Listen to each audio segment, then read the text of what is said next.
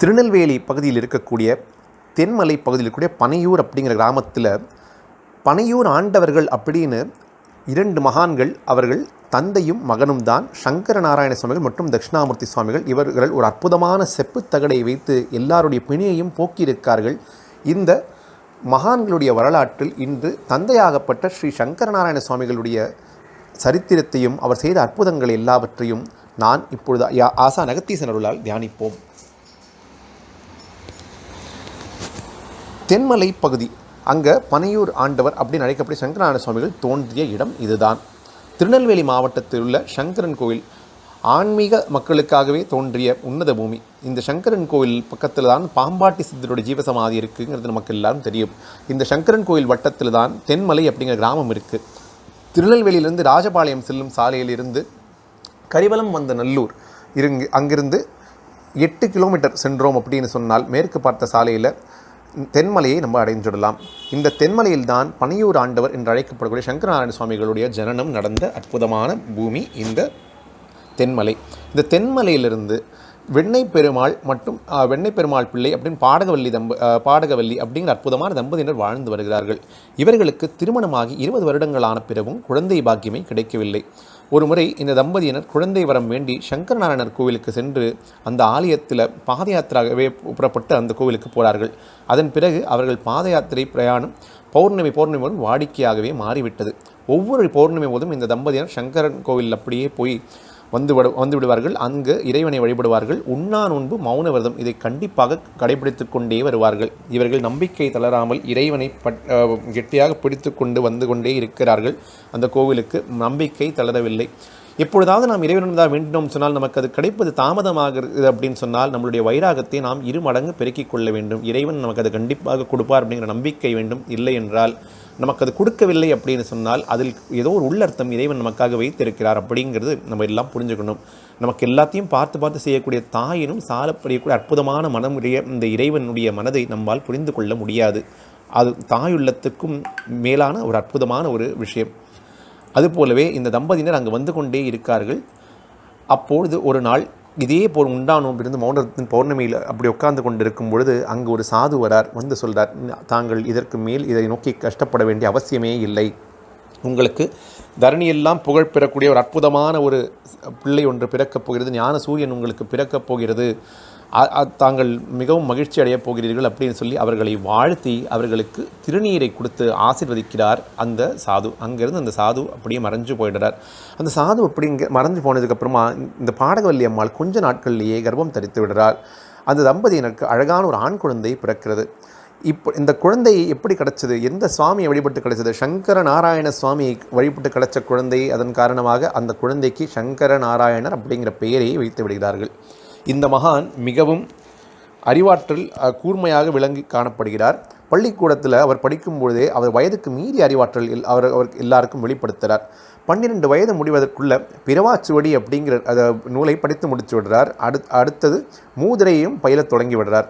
ஒரு நாள் பள்ளியில் சங்கரநாராயண சுவாமிகள் தன்னுடைய குருவிடம் ஏதோ ஒரு பாடலுக்கு அர்த்தம் கேட்டுக்கொண்டிருக்கார். அதில் சந்தேகம் கேட்டுக்கொண்டிருக்கார். அப்பொழுது அந்த பள்ளிக்கூடத்திற்கு வெளியில் காவி உடை அணிந்து தெய்வீக ஒளி பொருந்திய ஒரு அற்புதமான சித்த புருஷர் இவரை வந்து சங்கரநாராயணா இங்கே வா அப்படின்னு கூப்பிடுறார். அவரை பார்த்த உடனே சங்கரநாராயணனோட உடலில் அப்படி ஒரு இனம் புரியாத ஒரு உணர்வு ஏற்படுறது.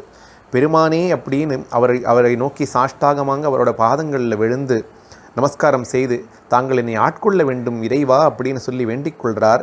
வந்தவர்தான் ஸ்ரீ ராமகிரிநாதர், இந்த மகானுடைய குருவாவார். தன்னோட காலில் விழுந்த சிறுவனை அப்படியே அந்த மகான் சந்தோஷப்பட்டு தூக்கி, சங்கரநாராயணா இன்றைக்கெல்லாம் நீ செய்த பாக்கியம், உன்னோட புண்ணியத்தெல்லாம் இதுக்கு பலன் தரும் விதமாக உனக்கு நான் ஒரு அற்புதமான விஷயத்தை கற்றுக் கொடுக்க போகிறேன், என்னுடன் வா அப்படின்னு சொன்னார். இவரும் அம்மா அப்படி பின்னாடி போகக்கூடிய அந்த அற்புதமான அந்த குழந்தை போல இவரும் எந்த மறுபேச்சும் பேசாமல் அந்த மகான் பின்னாலேயே செல்கிறார். இருவரும் தென்மலை மேற்கில் இருக்கக்கூடிய குளக்கரை விநாயகர் கோவிலை நோக்கி விரைகிறார்கள். அந்த ஆலயத்தில் அமர வைத்து சங்கர நாராயணருக்கு இவர் எல்லா ஞானங்களையும் புகற்றுறார் ராமகிரிநாதர். அந்த இளம் நெஞ்சில் அந்த ஞான விளக்கேற்றி வைக்கிறார் அவருடைய குரு. சங்கர நாராயணர் அவருடைய குருவின் மீது அதீதமான பக்தி கொள்கிறார். அவருக்கு வேறு எதுவுமே மனசில் ஓடலை. குருவோட அருளாலும் திருவின் அருளாலும் ஞான பெருவழியில் நடைப்பயில தொடங்குகிறார் சங்கர நாராயணர். அவருக்கு பசி இல்லை, அவர் ஏட்டை துறக்கிறார். பற்றற்று பாசமற்று இந்த விநாயகர் கோவிலையே இருப்பிடமாக கொண்டு தனித்திருக்கிறார். வருடங்கள் பல ஓடிக்கொண்டே இருக்கிறது.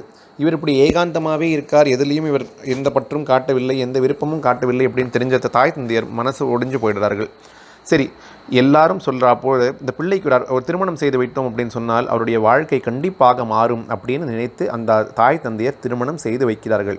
எல்லா சித்தர்களோட நம்ம புராணத்தில் பார்த்தோம் சொன்னால் இந்த திருமண வாழ்க்கையை அவர்கள் உதறிவிட்டு சென்று விடுவார்கள். ஆனால் இந்த மகானுடைய வாழ்க்கையில் இந்த இல்லறத்தின் மூலமாகத்தான் மறுபடியும் இந்த மனிதகுலம் மேம்படுவதற்காக இன்னொரு மகானும் தோன்றப் போகிறார் அப்படிங்கிற அற்புதம் இந்த மகானுடைய சரித்திரத்தில் நம்மால் பார்க்க முடிகிறது.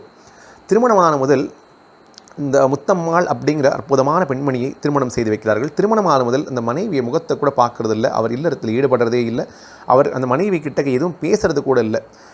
என்ன ஆச்சு அப்படின்னு சொல்லி அந்த மனைவி அவர்கள் மனதில் அவர் ரொம்பவும் வாடிக்கொண்டே இருக்கிறார்கள். நாம் ஏதாவது தவறு செய்து விட்டோமா அப்படின்னு சொல்லி, ஏன் நம் சுவாமிக்கு நம் மீது அன்பு வரவில்லையோ, ஏன் பற்று வரவில்லையோ அப்படின்னு சொல்லி அந்த அம்மா வருந்தி கொண்டிருக்கிறார்கள். இப்படியே வருடங்கள் ஓடிக்கொண்டே இருக்கிறது.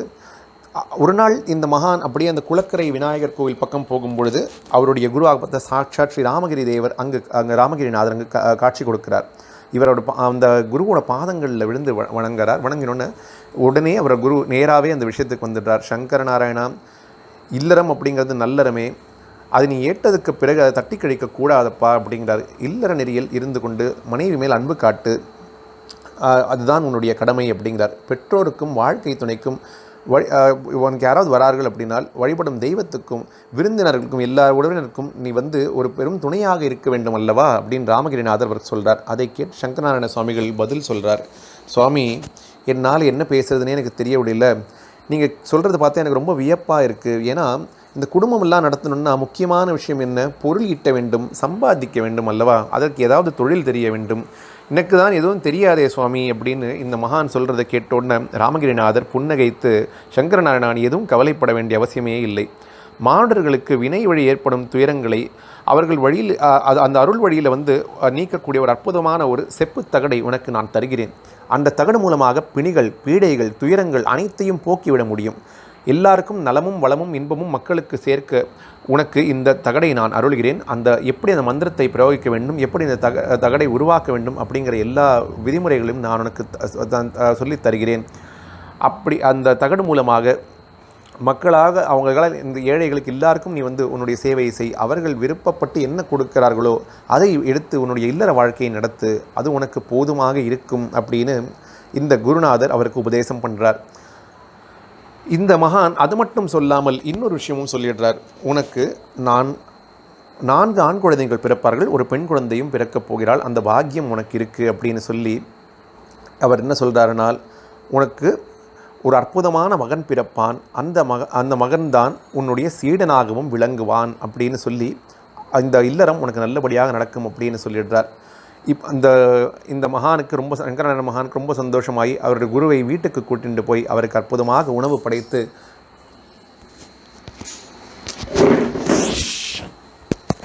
தன் குருநாதராகப்பட்ட ராமகிரிநாதரை வீட்டுக்கு கூட்டிட்டு போய் அவருக்கு அற்புதமாக உணவெல்லாம் படைத்து ஒரு அற்புதமாக விருந்து வைக்கிறார்.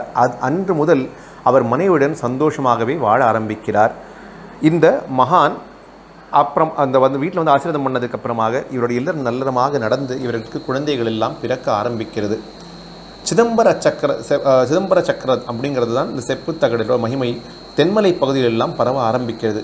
திருநெல்வேலி மாவட்டத்தில் உள்ள நலிந்தோர், நோயாலும் மெலிந்தோர், கிரகதோஷங்கள், நல்வாழ்வை இழந்தோர் பலருக்கும் அந்த செப்புத்தகட்டால் நன்மைகள் பல செய்கிறார் இந்த மகான் சங்கரநாராயண சுவாமிகள்.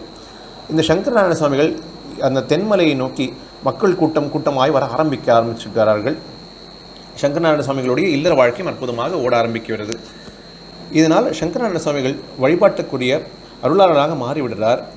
அவருடைய இல்லறம் பயனாக குருநாதர் கூறியபடியே குழந்தைகள் பிறந்து வளர்ந்தனர். 4ஆவதாக பிறந்த ஆண் குழந்தை தட்சிணாமூர்த்தி அப்படின்னு பெயரிடுறார். குரு கூறியபடியே அந்த மகான் தான் இவருக்கு அந்த 4ஆவது பிள்ளை தட்சிணாமூர்த்தி அப்படிங்கிற அற்புதமான சுவாமிகள் தான் இவருடைய வழித்தோன்றலாக, இவருடைய சீடராக இவருக்கு பின்னால் மக்களுக்கு பல அற்புதங்களை செய்து காமிக்கிறார். இந்த மகான் குருநாதரை ஒரு நாள் தரிசிக்க விருப்பம் கொண்டு சங்கரநாராயண சுவாமிகள் குளக்கரை விநாயகர் கோவிலுக்கு செல்கிறார். அங்கு ஒரு அசிரியர் ஒலிக்கிறது, சங்கர நாராயணா, உன்னுடைய புதல்வன் தட்சிணாமூர்த்தியை நீ கூப்பிட்டு கொண்டு இங்கிருந்து பனையூர் சென்று விடு அப்படிங்கிற ஆணை அவருக்கு வருது. அதுபோலவே அவரும் அங்கிருந்து பனையூருக்கு சென்று விடுகிறார். பனையூரில் ஒரு சிறிய குடில் அமைத்து அவ்வாறு தங்கி கொண்டு நீ வந்த சேவைகள் செய்து வந்தால் உன்னுடைய சக்தி பல மடங்கு பெருகும் குரு அருள் கொடுத்த காரணத்தினால் அவ்வாறே நடக்க ஆரம்பிக்கிறது. இப்படி அவர்கள் பல பல அற்புதங்கள் செய்து காமிக்கிறார்கள் சங்கர நாராயண சுவாமிகள் அங்கே இருக்கக்கூடிய பக்தர்களுக்கெல்லாம். ஒரு நாள் சுவாமிகள் என்ன சொல்கிறார், நான் சமாதி நிலை அடையப் போகிறேன், என்னுடைய சமாதி இரவுக்குள் மூடிவிடுங்கள் அப்படின்னு சொல்லி 1835ஆம் ஆண்டு கார்த்திகை மாதம் 24ஆம் தேதி அன்று மகான் ஜீவசமாதி அடைகிறார். இதற்கு இந்த செய்தி பரவியதுமே எல்லாருமே ஓடி வந்து மகான ஜீவசமாதி வைக்கிறதுனால இந்த மகானுடைய ஜீவசமாதி வைக்கிறதுனால அவருடைய உடலை எல்லாரும் தரிசிக்க வந்து விடுகிறார்கள். இந்த மகானை ஜீவசமாதி வைத்து அவர் சொன்ன இடத்தில் அப்படியே மூடிவிடுகிறார்கள். அப்பொழுது அங்கு ஒரு விஷயம் நடக்கிறது. என்ன அப்படின்னா, நெற்கட்டும் சேவல் ஜமீனை சேர்ந்த சில காவலாளிகள் வந்து இந்த மகானுடைய சமாதி வைத்த இடம் எங்களுடைய ஜமீனுக்கு சொந்தமானது, தாங்கள் ஜமீனிடம் இருந்து அனுமதி பெறவில்லையே, தாங்கள் ஜமீனை வந்து பார்க்க வேண்டும் அப்படின்னு அவருடைய மகனாக விளங்கக்கூடிய தட்சிணாமூர்த்தி சுவாமிகளிடம் சொல்கிறார்கள். தட்சிணாமூர்த்தி சுவாமிகளும், கவலைப்படாதீர்கள் மக்களே, நான் சென்று இந்த ஜமீனை தரிசித்து விட்டு வந்து வருகிறேன் அப்படின்னு தட்சிணாமூர்த்தி சுவாமிகள் சிரித்துக்கொண்டே சொல்கிறார்கள். அடுத்த பதிவில் நம்ம தட்சிணாமூர்த்தி சுவாமிகளுடைய மகிமைகள், அவர் எவ்வளவு அற்புதங்கள் செய்தார், 2வது பனையூர் ஆண்டவருடைய சிறப்பை எல்லாம் ஆசான் அகத்தீஸ்வரர்களால் தியானிப்போம் அப்படின்னு சொல்லி இப்பொழுது பேசப்பட்ட வார்த்தைகள் அனைத்தையும் செந்திலாண்டவன் பாதங்கள் சமர்ப்பணமாக வைத்து இந்த உரையை நிறைவு செய்கிறோம். ஓம் நமோ வெங்கடேசாய.